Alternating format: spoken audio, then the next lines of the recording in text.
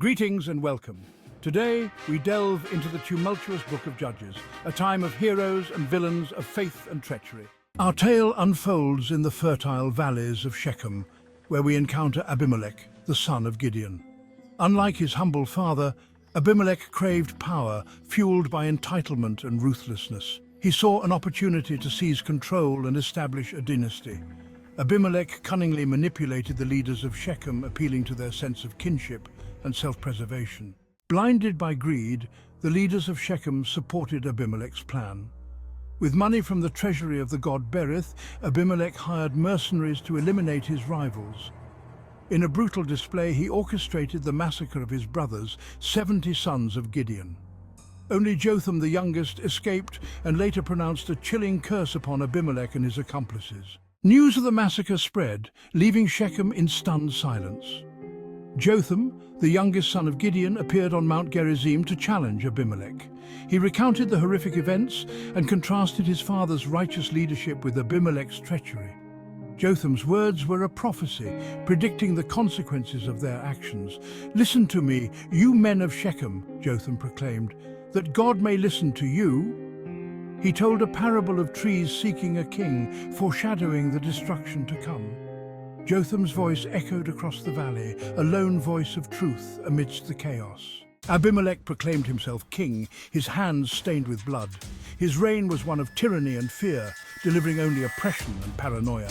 Taxes were levied, freedoms curtailed, and dissent met with brutal retribution.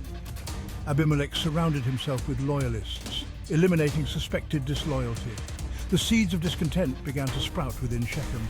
The memory of his 70 brothers hung heavy, a reminder of misplaced trust. The citizens of Shechem, trapped in a nightmare, yearned for Gideon's just leadership. Whispers of rebellion circulated, and the name Gaal surfaced as a potential leader. Gaal, a man of valor, offered hope against Abimelech's tyranny. Zebul, Abimelech's lieutenant, noticed the growing discontent. He informed Abimelech of the threat posed by Gaal. The stage was set for a confrontation. Abimelech, angered by the defiance, recalled Jotham's parable of the trees. He dismissed it as ramblings, but couldn't shake its unsettling prescience. Determined to crush the rebellion, he prepared to make an example of Gaal. Little did he know, his actions would lead to his own downfall. The rebellion in Shechem reached a boiling point. Abimelech, informed by Zebul, marshaled his forces to crush the insurrection. The city, once a symbol of ambition, became a battleground. Citizens, divided by fear and desire for freedom, prepared for conflict. The streets of Shechem transformed into a chaotic battleground.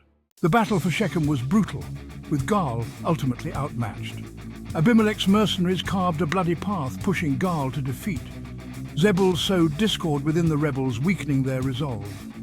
Gaal and his supporters fled, and Abimelech unleashed his wrath on Shechem. The city was razed, its citizens either killed or enslaved. The destruction of Shechem served as a chilling reminder. Abimelech's tyranny reached Thebes, where citizens resolved to resist. Expecting a swift victory, Abimelech was met with unexpected resistance. The citizens of Thebes fought back with determination. Abimelech's actions set in motion his own downfall. In the battle for Thebes, Abimelech made a fatal error. A woman of remarkable bravery led the defenders, dropping a millstone on Abimelech. Mortally wounded, Abimelech called for his armor-bearer to kill him. His reign of terror ended, a tyrant brought down by his own hubris. Abimelech's death, crushed beneath the weight of a simple millstone, sent shockwaves through the ranks of his army and the streets of Thebes. The tyrant who had seemed invincible, who had carved a path of destruction across the land, was no more. His reign of terror brought to an abrupt and ignominious end. Was it divine retribution, the hand of Yahweh striking down a wicked ruler? Or was it a cruel twist of fate, a random act of violence that mirrored the chaos Abimelech himself had unleashed? The Book of Judges, in its unflinching portrayal of human nature, doesn't offer easy answers. It leaves us to ponder the complex interplay of human choice and divine judgment, the consequences of our actions, both intended and unintended. The citizens of Thebes, their initial shock giving way to a surge of relief and jubilation, emerged from their barricaded homes. The streets, moments ago filled with the din of battle, echoed with the joyous cries of the liberated. They had dared to defy a tyrant, and against all odds they had triumphed. News of Abimelech's demise spread like wildfire, reaching the ears of those who had cowered in fear, those who had borne the brunt of his cruelty. In the hearts of the oppressed, a flicker of hope ignited. The death of a tyrant, though a cause for celebration, could not erase the pain of the past, the scars of violence and loss. Yet it served as a powerful reminder that even the most oppressive regimes built on fear and fueled by ambition are not invincible. Abimelech's death marked the end of his reign, but his legacy, a tapestry woven from ambition, treachery and bloodshed, continued to cast a long shadow over the land. The curse that Jotham, his brother, had uttered from the slopes of Mount Gerizim seemed to hang heavy in the air, a chilling reminder of the consequences of unchecked power. Shechem, once a thriving city, lay in ruins, a testament to the destructive power of Abimelech's ambition. The streets, once bustling with life, were now eerily silent, haunted by the ghosts of those who had perished in the conflict. The once fertile fields surrounding the city lay fallow, neglected, stained with the blood of brother against brother. The people of Israel, their brief flirtation with monarchy ending in bloodshed and chaos, returned to the familiar pattern of the judgeship. Yet, the memory of Abimelech's reign served as a cautionary tale, a stark reminder of the dangers of straying from the path set forth by Yahweh, of the seductive allure of power, and the ease with which it could corrupt even the most righteous of hearts. The story of Abimelech is not merely an ancient tale of ambition and violence. It is a timeless parable, relevant even today in a world where the pursuit of power often trumps compassion, where greed and self-interest continue to fuel conflict and suffering. The story of Abimelech, though set in the distant past, speaks to us across the millennia, its message as relevant today as it was in the time of the judges. It serves as a stark reminder of the corrosive nature of unchecked ambition, the seductive allure of power, and the devastating consequences of violence. Abimelech's thirst for power, fueled by a sense of entitlement and a willingness to exploit the weaknesses of others, led him down a path of treachery and bloodshed. He sacrificed family, loyalty, and ultimately his own humanity on the altar of his ambition. His reign, built on a foundation of violence and fear, ultimately crumbled under the weight of its own contradictions. The citizens of Shechem, blinded by their own greed and desire for stability, enabled Abimelech's rise to power. They failed to heed the warnings of Jotham, the sole voice of reason, and paid a terrible price for their complicity. Their story serves as a cautionary tale about the dangers of prioritizing short-term gain over long-term consequences, of the seductive allure of power, and the ease with which good intentions can be twisted to serve nefarious ends. The story of Abimelech is not just a tale of individual folly. It is a reflection of the human condition, our capacity for both good and evil, our vulnerability to the temptations of power, and the enduring struggle between our better angels and our baser instincts. The Book of Judges, for all its tales of violence and despair, is not without hope. It reminds us that even in the darkest of times, even when we stray from the path of righteousness, even when we succumb to our baser instincts, there is always the possibility of redemption.